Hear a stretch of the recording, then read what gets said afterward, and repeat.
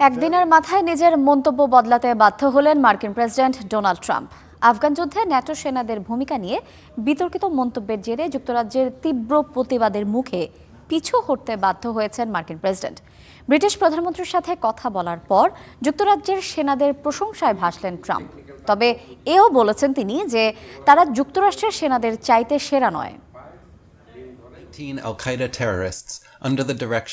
9/11-এর হামলার পর যুক্তরাষ্ট্রের সন্ত্রাস বিরোধী যুদ্ধের সহযোগী হিসেবে আফগান রণাঙ্গনে যোগ দেয় যুক্তরাজ্য।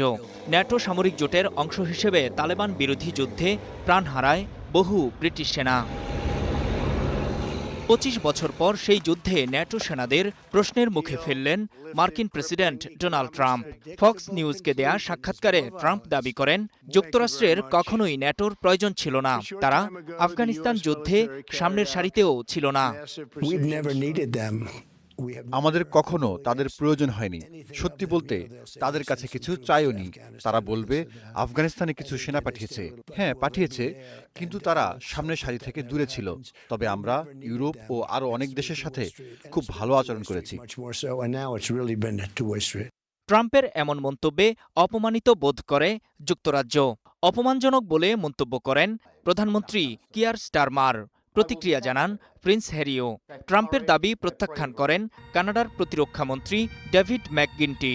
এমন তীব্র প্রতিক্রিয়ার পর শনিবার যুক্তরাজ্যের প্রধানমন্ত্রীর সাথে কথা বলেন ট্রাম্প। এরপরই ট্রুথ সোশ্যালে দেয়া পোস্টে যুক্তরাজ্যের সেনাদের প্রশংসায় পঞ্চমুখ মার্কিন প্রেসিডেন্ট। যুক্তরাজ্যের মহান ও সাহসী সেনারা সবসময় যুক্তরাষ্ট্রের সাথে থাকবে। আফগানিস্তানে তাদের 457 জন সেনা নিহত আর অনেকেই গুরুতর আহত হন। তারা ছিলেন সকল যোদ্ধার মধ্যে সর্বশ্রেষ্ঠ। এটি এমন এক বন্ধন যা কখনো ভাঙার নয়।